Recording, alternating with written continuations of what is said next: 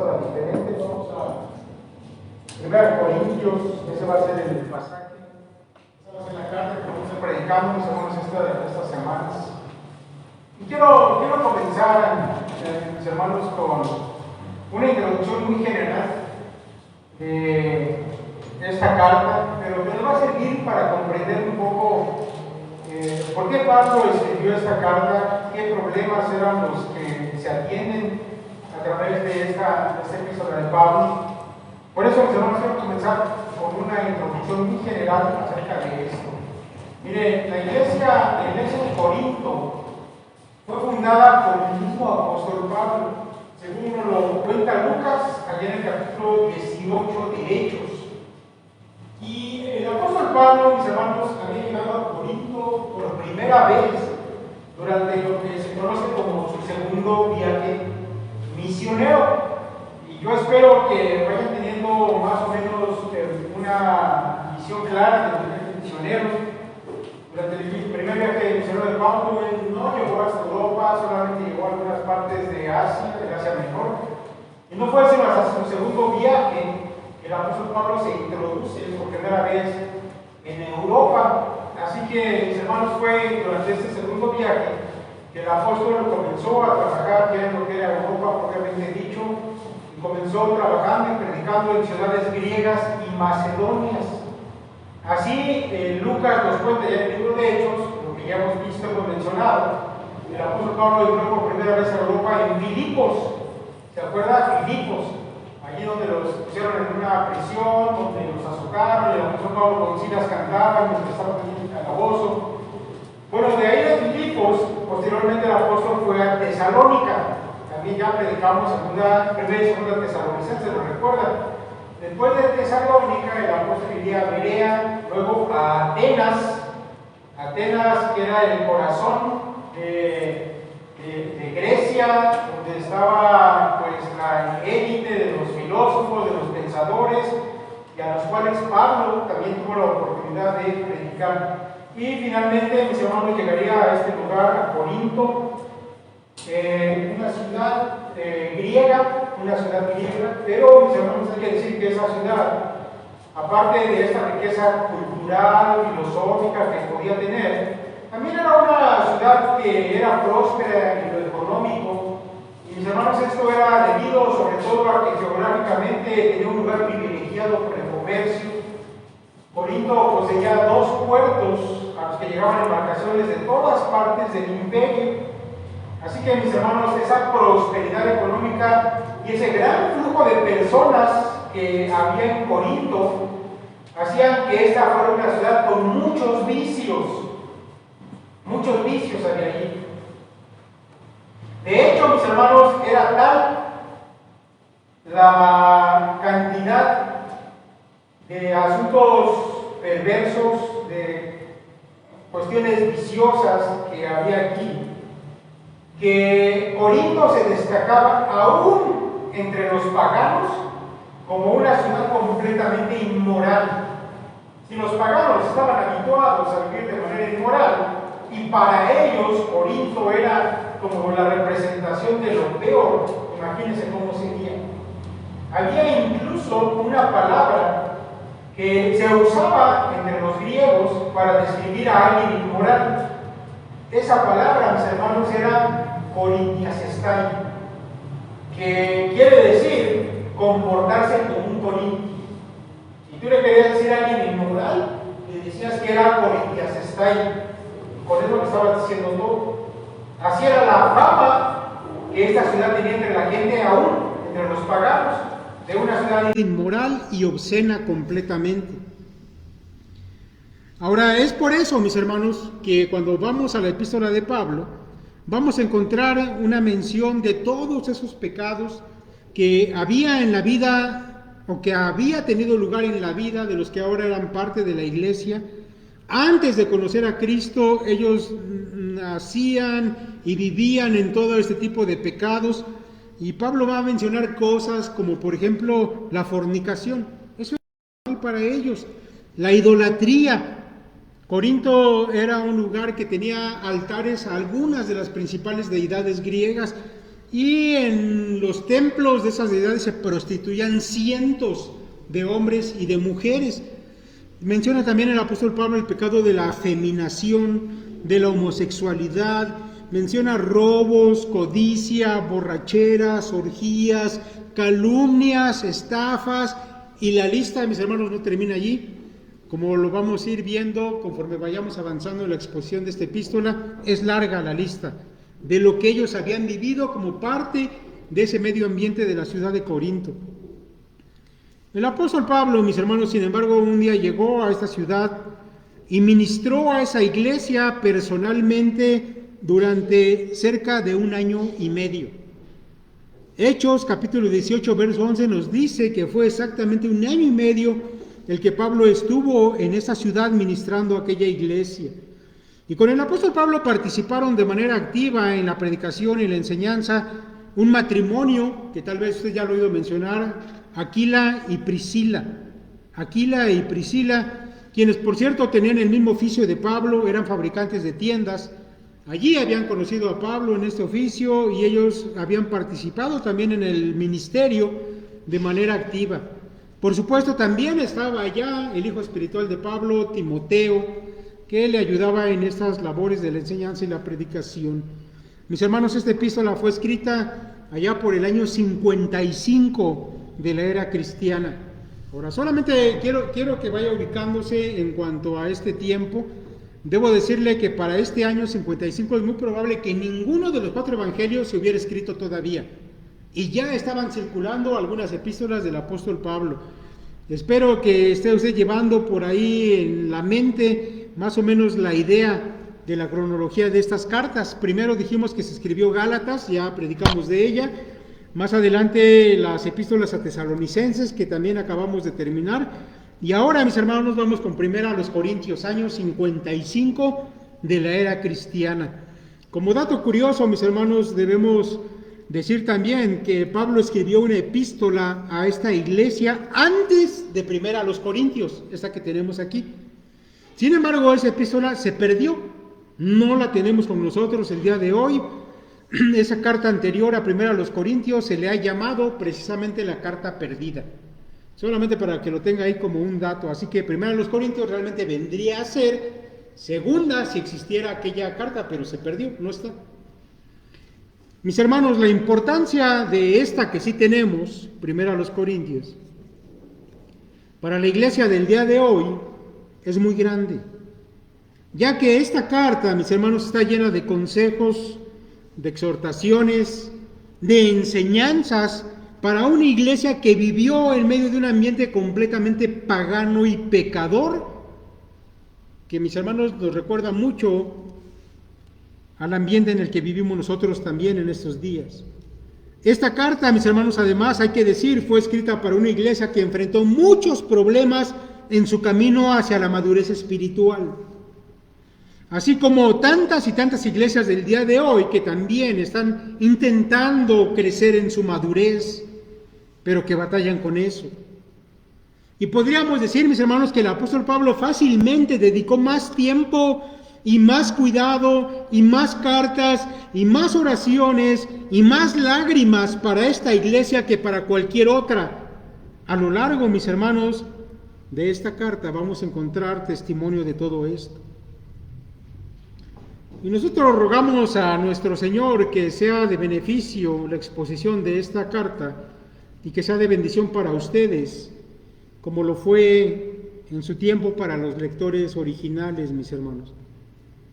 Así que vayamos pues al texto, vamos ahí a ese capítulo 1, después de esta rapidísima introducción. Y yo quiero que en ese capítulo 1 notemos algo que Pablo, creo yo, se esfuerza en dejar en claro, que aquellos a quienes él está escribiendo eran creyentes verdaderos. Y yo creo que vale la pena remarcarlo, porque como iremos viendo, su manera de vivir a menudo nos va a hacer dudar de que ellos realmente fueran cristianos. Pero mire, el apóstol Pablo dice ahí en el verso 2, a la iglesia de Dios que está en Corinto, a los santificados en Cristo Jesús, llamados a ser santos con todos los que en cualquier lugar invocan el nombre de nuestro Señor Jesucristo, Señor de ellos y nuestro. Así que Pablo quiere dejar en claro que son cristianos a los que está escribiendo. Más adelante va a mencionar algo acerca de los dones espirituales que habían recibido, lo cual también es una evidencia de que ellos en verdad habían experimentado el nuevo nacimiento. Verso 4, dice Pablo: gracias doy a mi Dios siempre por vosotros, por la gracia de Dios que os fue dada en Cristo Jesús, porque en todas las cosas fuisteis enriquecidos en Él, en toda palabra y en toda ciencia, así como el testimonio acerca de Cristo ha sido confirmado en vosotros, de tal manera que nada os falta en ningún don, esperando la manifestación de nuestro Señor Jesucristo. Pablo dice: ustedes han recibido del Señor toda la evidencia, son ricos en los dones espirituales, casi nomás falta que el Señor regrese por ustedes.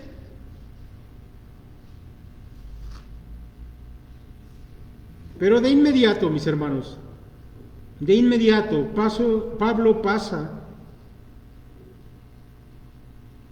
a la exhortación para esta iglesia.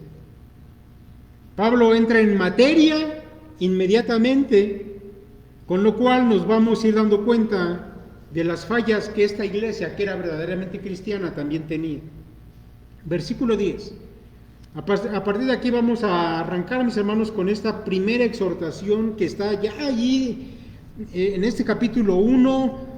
Pablo parece que tiene premura en ir a atender lo que esta iglesia estaba necesitando.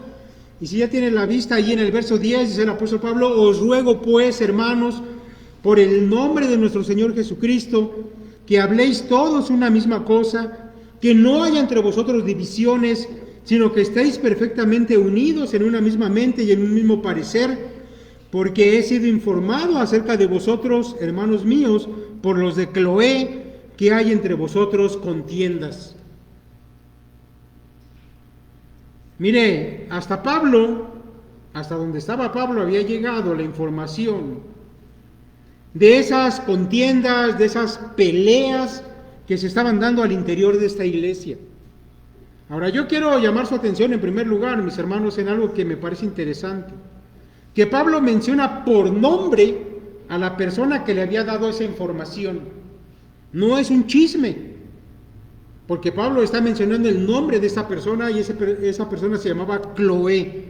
No sabemos si era hombre o mujer, no podemos identificar este nombre griego, si pertenecía a un hombre o a una mujer, pero lo importante, mis hermanos, lo importante es que la persona aceptó ser citada por nombre por el apóstol Pablo. Porque mire, cuando alguien viene con una queja con nosotros los pastores, y viene a acusar a algún otro hermano, si usted viene con una queja, debe estar dispuesto a que el pastor pueda citarlo por nombre. Y debe estar dispuesto a sostener su dicho delante de la persona que está usted acusando. Porque mucha gente viene y dice: pastor, mire que traigo una queja, que me hicieron esto, que dijeron aquello, pero por favor no le vaya a decir quién se lo dijo. Bueno, entonces no podemos hacer nada, eso es un chisme nada más. Si quiere que hagamos algo, tenemos que decir quién nos lo dijo, y además debe estar usted dispuesto a sostener su dicho delante de la persona si la llamamos a que atienda el asunto. Así que Pablo hace lo correcto, mis hermanos, nos muestra cómo debe ser hecho las cosas en este sentido, y menciona aquí que es Cloé quien había traído estas noticias delante de él.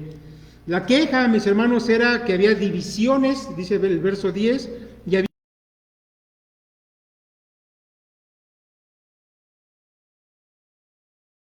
esta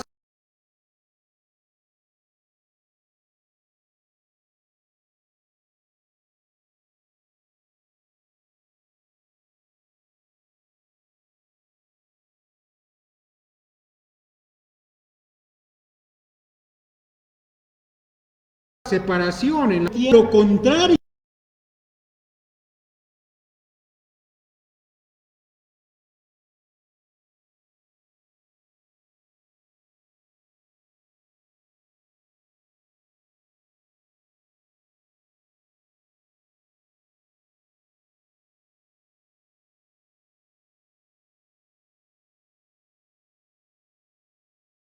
Pablo vuelve a usar esta palabra aquí en esta misma carta. Y en ese verso el apóstol Pablo dice que no haya desaveniencia en el cuerpo, sino que los miembros todos se preocupen los unos por los otros. La palabra desaveniencia, mis hermanos, es la misma palabra griega cisma que acabamos de mencionar en el capítulo 1. Quiero leerle nuevamente este verso, pero ahora de la Reina Valera contemporánea. Dice el apóstol Pablo que no haya divisiones en el cuerpo, sino que todos los miembros se preocupen los unos por los otros. Lo contrario de ese amor, de esa unidad, era el cisma. Pablo dice, no es posible que ustedes estén comportando todo lo que Dios espera de ustedes. Ahora, la otra palabra, mis hermanos, es la palabra contiendas. Contiendas es una traducción de la palabra griega eris, que significa una disputa, una lucha, un pleito, una pendencia, etc.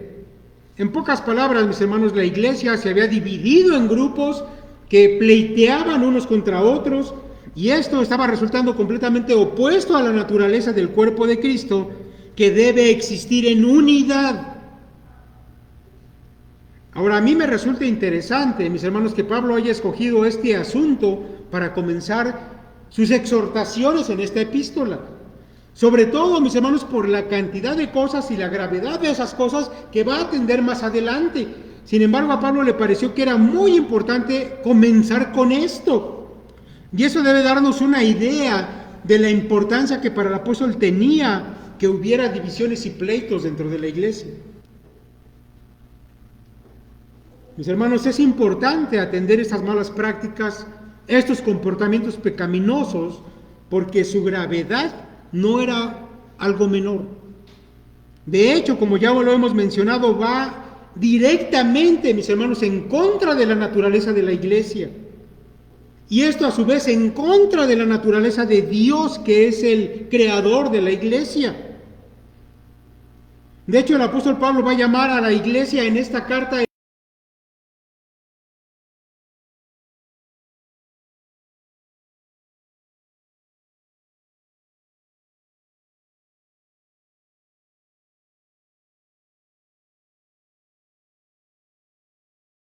cuerpo, si no, es que ese cuerpo está enfermo, no sirve. Cuando el Señor Jesucristo, cerca del final de su vida terrenal, oró al Padre por los discípulos y por la iglesia, y mis hermanos, esto debe darnos una idea de la importancia de que no haya divisiones sino unidad en la iglesia. Lo que el Señor pidió fue esto. Allá en Juan 17:11, Cristo dijo, y ya no estoy en el mundo, pero ellos sí están en el mundo. Y yo voy a ti, Padre Santo, a los que me has dado, cuídalos en tu nombre para que sean uno como nosotros. Y más adelante dijo, pero no ruego solamente por estos, sino también por los que han de creer en mí por la palabra de ellos, es decir, por la iglesia. Para que todos sean uno, como tú, oh Padre, en mí y yo en ti, que también ellos sean uno en nosotros, para que el mundo crea que tú me enviaste. Para que el mundo crea que tú me enviaste. Así como el Padre y el Hijo son uno en esencia, son uno en pensamientos, son uno en propósitos, son uno en ese amor que les une por la eternidad. Así la iglesia, mis hermanos, debería tener y reflejar esa unidad que recibió de Dios. Y esa unidad debería ser un testimonio para el mundo que nos observa. Mis hermanos, yo creo que no es difícil entender esto. Yo creo, mis hermanos, que podemos comprender que el mundo nos está mirando constantemente y que aquello que el mundo puede ver en nosotros pudiera ser algo que le asombre, que un grupo como la iglesia con tanta diversidad de personalidades en sus miembros, diversidad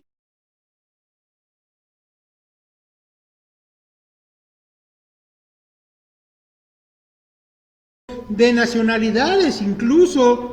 Sin embargo, que el mundo pueda ver cómo se cuidan entre ellos, cómo se dan la preferencia entre ellos, cómo mantienen los mismos propósitos, cómo guardan la misma fe, es decir, las mismas doctrinas. Y todo eso en un profundo amor. ¿Se imagina el poder de ese testimonio para los no creyentes? Esa unidad es posible porque no es creada por los hombres, porque los hombres de suyo pleiteen, porque los hombres y mujeres de suyo forman grupos separados. Pero esta unidad, mis hermanos, proviene porque todos en la iglesia tienen al mismo Espíritu morando en ellos. Más adelante el apóstol Pablo va a decir allá en el capítulo 12, porque por un solo Espíritu fuimos todos bautizados en un cuerpo. Es decir,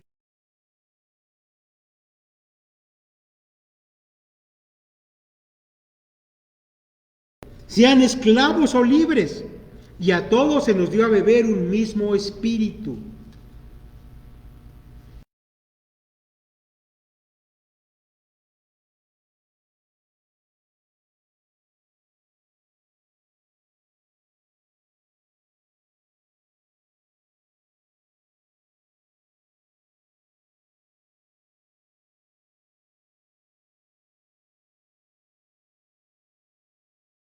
Hace trabajar en armonía como un solo cuerpo.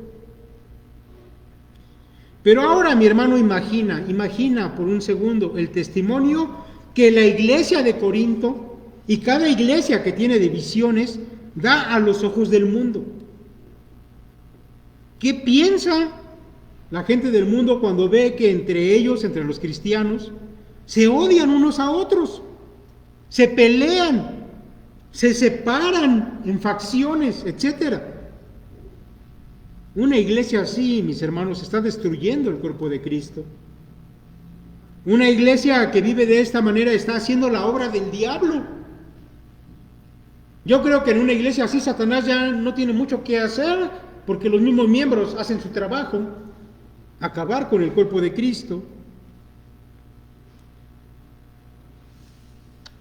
Es totalmente opuesto lo que estaba pasando a lo que Dios desea para la iglesia. Luego el apóstol Pablo pasa a describir un poco, mis hermanos, estas divisiones y estos pleitos.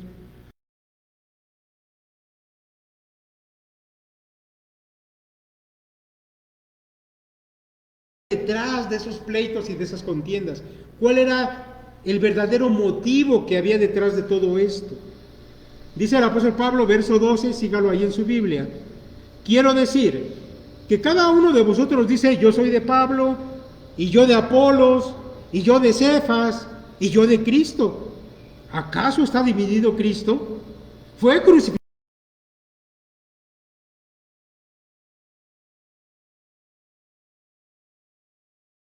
Ninguno de vosotros he bautizado, sino a Crispo y a Gallo, para que ninguno diga que fuisteis bautizados en mi nombre. También bauticé a la familia de Estéfanas, de los demás no sé si he bautizado a algún otro, dice Pablo. Mis hermanos, vayamos al problema, a la raíz del problema. Esto, mis hermanos, este problema consiste en que los hermanos de Corinto aún se estaban dejando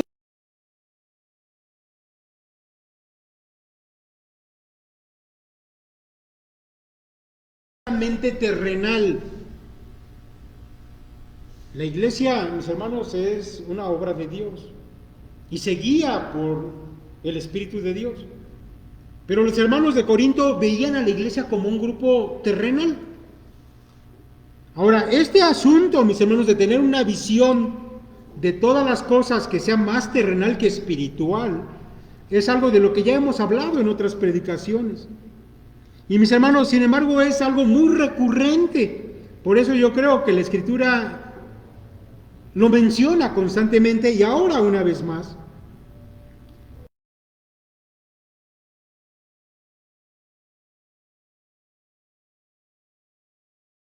De la cultura griega, de donde habían salido, esa cultura griega tan soberbia, tan ególatra, esos griegos tan deseosos de presumir y gloriarse de su sabiduría, de sus maestros o de sus filósofos, estaba, mis hermanos, llevando esta visión y ese comportamiento al interior de la iglesia.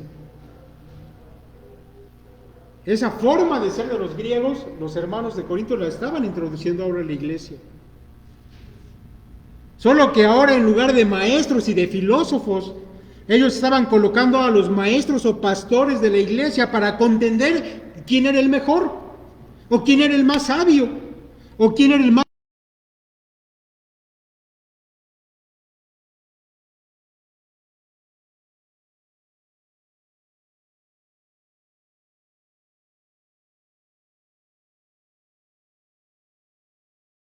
De ese año y medio que Pablo estuvo allí y se fue. Después llegó Apolos. Apolo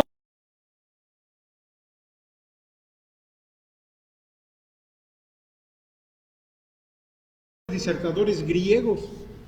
Y no tengo la menor duda de que habrá sido muy impresionante haber escuchado a Apolos hablar. Y entonces algunos hermanos, ya me los imagino, habrán dicho, no, yo con Apolos. ¿Ya viste qué manera de hablar tiene? Y entonces otros dirían, no, yo con Pablo, él fue el primero que llegó acá, yo sigo a Pablo. Pero entonces surgió un tercer grupo. Y ese tercer grupo, al parecer, habían tenido algún contacto con el apóstol Pedro. Recuerde que a esta ciudad entraba y salía gente en los viajes que había por todo el imperio. Y es probable que incluso algunos de ellos hubieran conocido el Evangelio y hubieran sido bautizados por el mismo apóstol Pedro. Y entonces ya me imagino algunos, no, ni Apolos ni Pablo, yo con Pedro, él se anduvo con el Señor.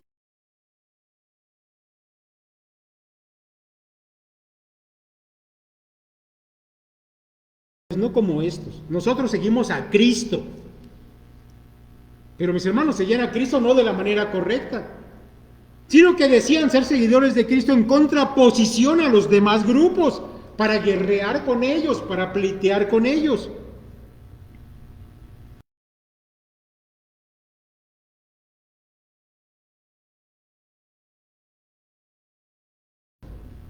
De los pleitos y de las cosas de que estaban discutiendo. Pero mis hermanos, a veces da esa apariencia de risa, porque era una manera muy inmadura la que estos hermanos tenían. Pero aún siendo, mis hermanos, esa forma inmadura y tal vez hasta ingenua de discutir, pero estaban destruyendo a la iglesia.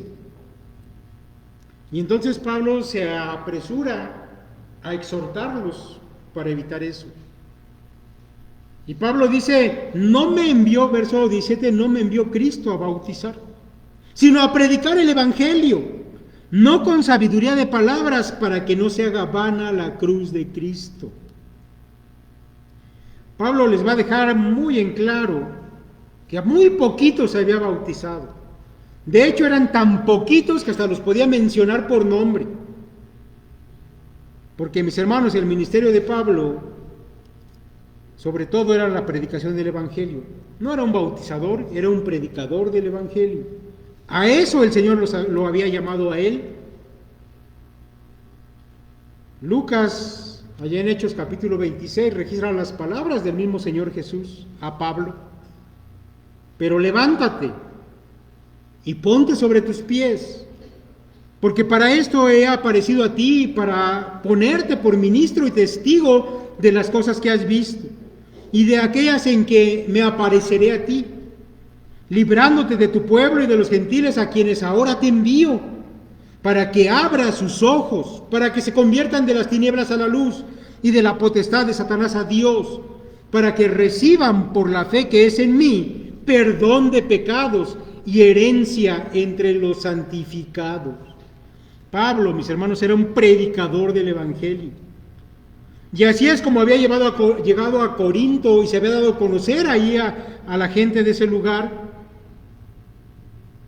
Y entonces él deja en claro que no podían ellos alegar que él era un gran orador, que se pudiera admirar como sus oradores griegos, porque él no había llegado a ellos con sabiduría de palabras, De hecho, para los griegos que escucharon por primera vez el Evangelio, había parecido a ellos una tontería, una locura que no era digna de ser escuchada.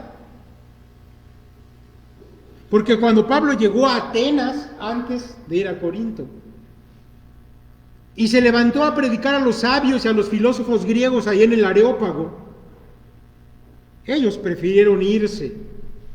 No quisieron escuchar nada que tuviera que ver con un judío al que habían matado los romanos y dijeron, ya, después te escucharemos de eso, vámonos.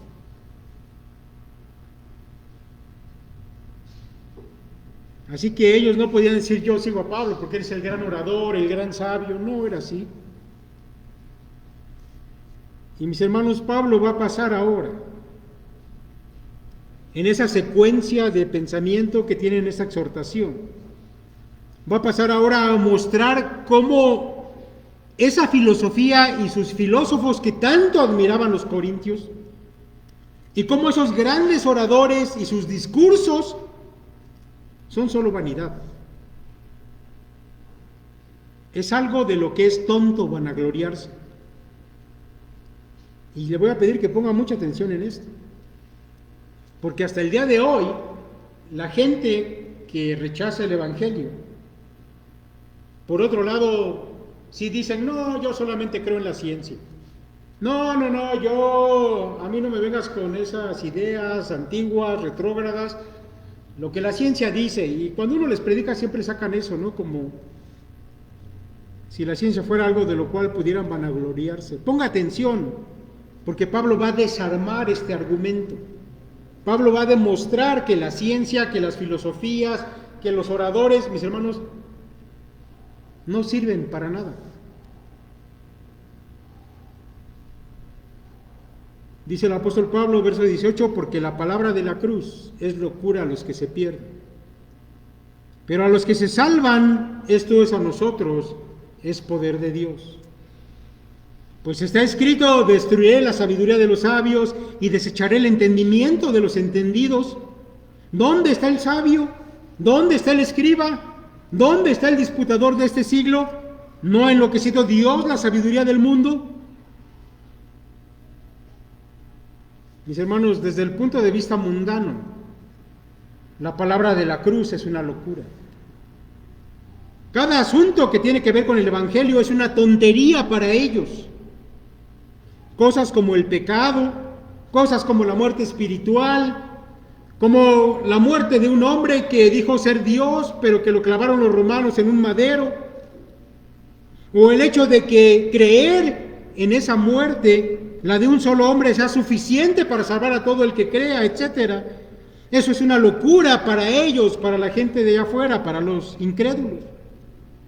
Pero Pablo se apresura a decir que ellos van a la perdición, porque no pueden ver que este evangelio es el poder de Dios obrando para salvación.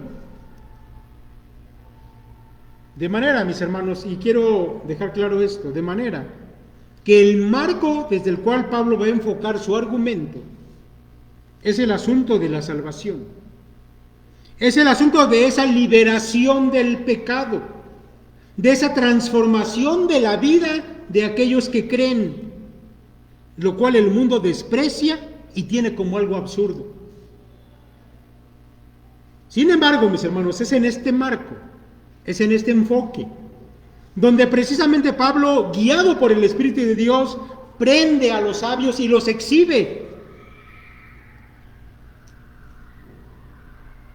Porque si bien, mis hermanos, es cierto que la ciencia humana ha avanzado, que se han hecho muchos descubrimientos y la tecnología ha crecido de manera increíble y nos ha facilitado la vida en muchos aspectos, sin embargo, en lo relacionado con mejorar al hombre, no ha servido para absolutamente nada el conocimiento humano. En el pasado, mis hermanos, los filósofos y su filosofía, y hoy en día los científicos y los que se precian de eruditos, en nada han mejorado al hombre, que por cierto se pervierte cada día más, que no encuentra sentido de esta vida, que no puede hacer nada para cambiar el sinsentido del hombre que vive sin Dios. Hoy en día puede ser que vivamos en medio de logros tecnológicos sorprendentes, que han avanzado de manera acelerada en los últimos años, y es verdad, mis hermanos, que vivimos en la era de las comunicaciones a un nivel tecnológico nunca antes visto, pero eso no ha cambiado en nada al hombre que se percibe más solo y más desconcertado que nunca antes, que no sabe de dónde viene ni a dónde va en esta vida ni después de ella.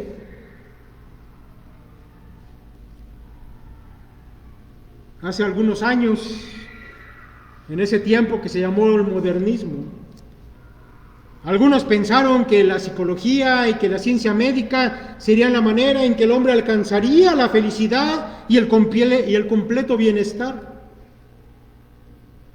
Pero mis hermanos, cada día que pasa el hombre está más deprimido, sufre más enfermedades, más trastornos, es más violento, más egoísta, y camina por este mundo totalmente enajenado, al grado que hoy en día ni siquiera sabe si es hombre o mujer, o tal vez alguno de esos 112 géneros que hasta hace un año había, pero que hoy sin duda deben ser más.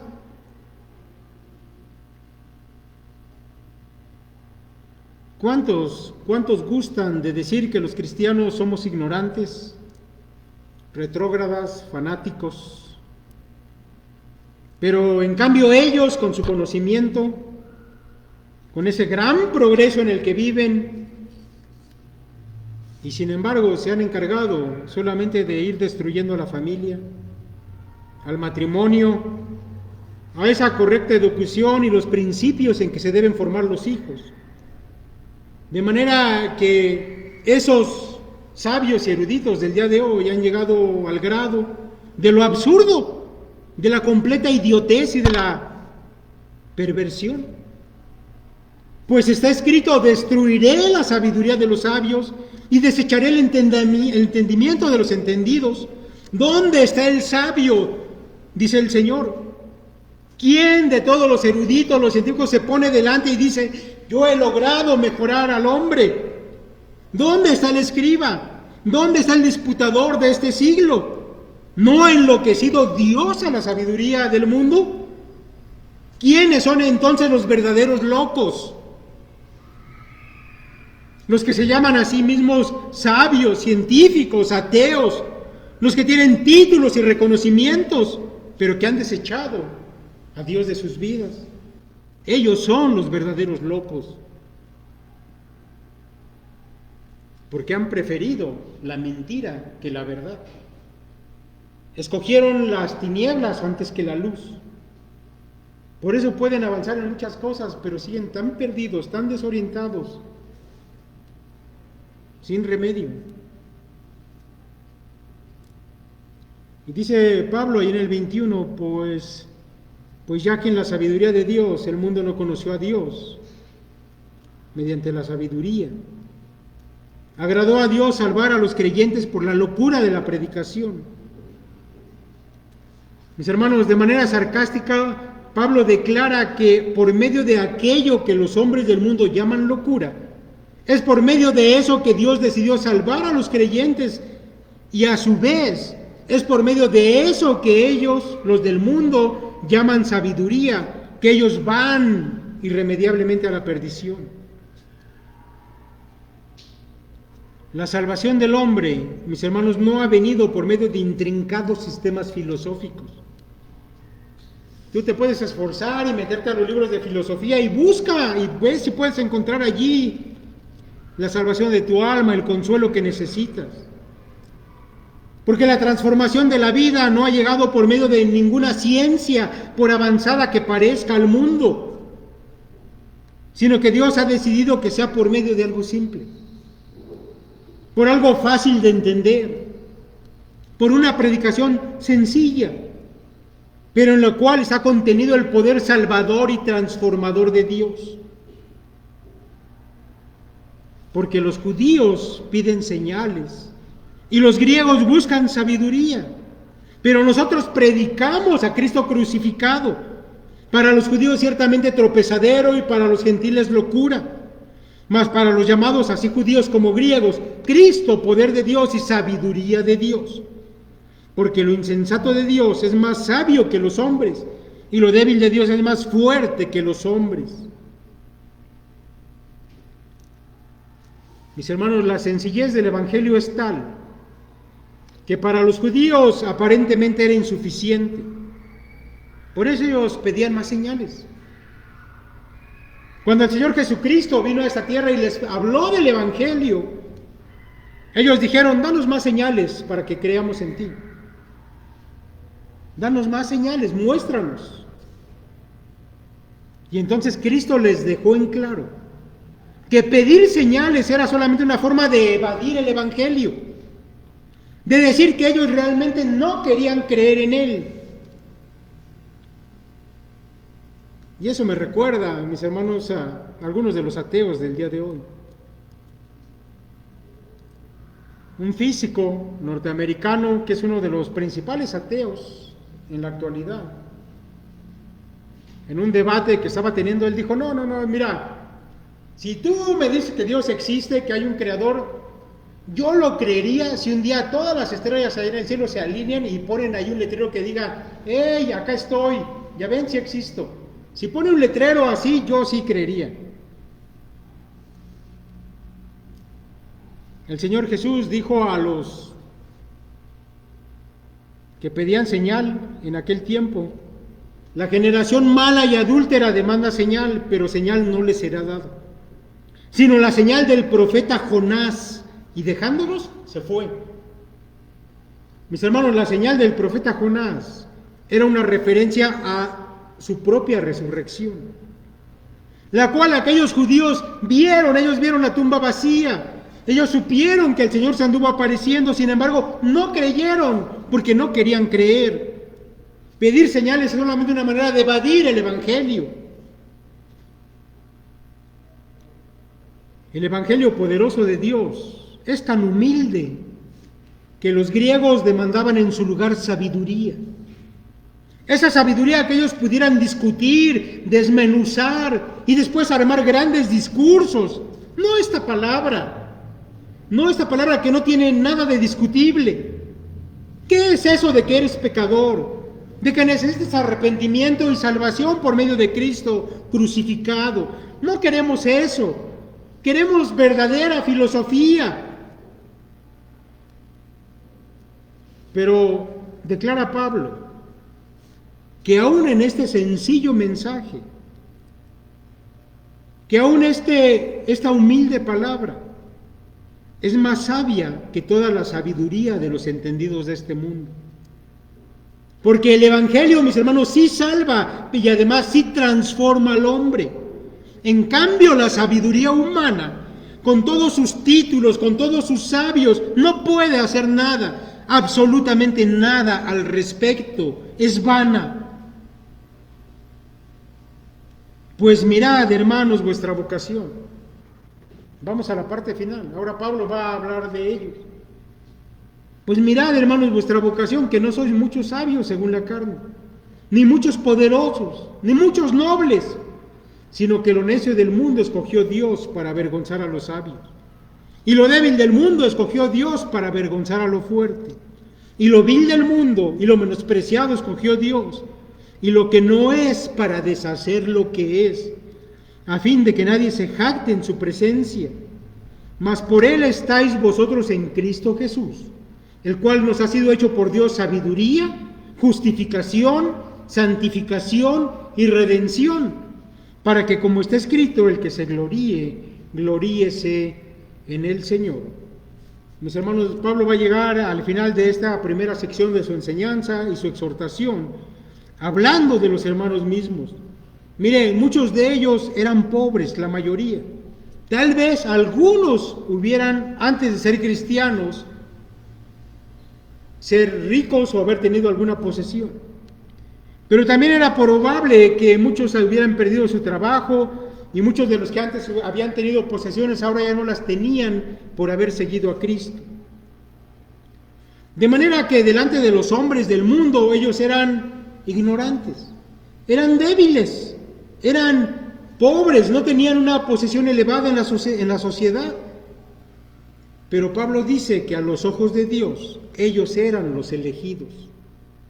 Ellos eran los que Dios llamó para vergüenza de los grandes y de los sabios de este mundo, porque esos grandes y esos sabios fueron desechados por Dios. En cambio, los pobres fueron elegidos por Él.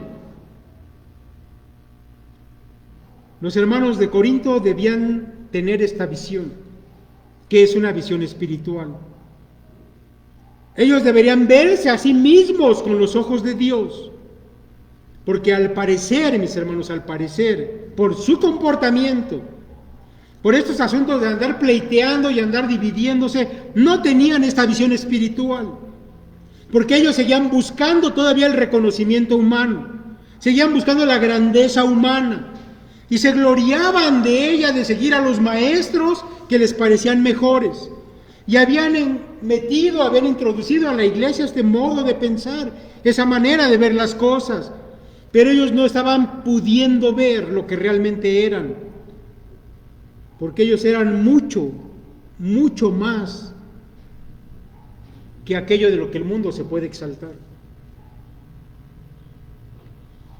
Ellos, mis hermanos, y también nosotros el día de hoy, es verdad, somos los despreciados de este mundo. Somos esos a quienes el mundo llama fanáticos, locos, retrógradas. Pero mis hermanos, ¿cómo nos podríamos gloriar de las cosas de este mundo? De este mundo que aparte nos desprecia, pero que también nosotros sabemos por nuestra visión espiritual que realmente nada de lo que el mundo se gloria vale la pena. Nosotros al estar en Cristo lo tenemos todo, dice Pablo. Tenemos sabiduría, por la cual vivimos de manera diferente. Tenemos la justificación de nuestros pecados. Tenemos la santificación de parte de Dios y la redención. No necesitamos nada de este mundo. No necesitamos la sabiduría de este mundo. De manera que si de algo nos hemos de gloriar en este mundo, debe ser de Cristo nuestro Señor. Porque Él nos ha hecho parte de su cuerpo. Por lo cual, mis hermanos, lo que nosotros debemos reflejar al mundo es esa unidad que Dios nos ha dado. Porque de esa manera es que Él es glorificado a los ojos de este mundo. Valora lo que tú eres. No te enganches con las cosas del mundo. No quieras vivir con el reconocimiento del mundo. ¿De qué te sirve tener colgados títulos universitarios ahí en la pared de tu casa? ¿Eso te hace un mejor hombre? ¿Eso realmente contesta las preguntas básicas, esenciales de la vida? No lo hace, mis hermanos. Pero en Cristo tenemos todas las cosas y nos gloriamos en Él. Por eso amémonos. Por eso no discutamos, no provoquemos divisiones. Démosle testimonio al mundo de lo que Cristo ha hecho con nosotros, porque el mundo, mis hermanos, de verdad necesita este tipo de testimonio. Que Dios los bendiga. Sigan, mis hermanos, con el estudio de esta epístola, vuelvan a escuchar la predicación allá en YouTube y estén pendientes para la próxima ocasión. Continuaremos con Primera a los Corintios. Dios les bendiga, mis hermanos.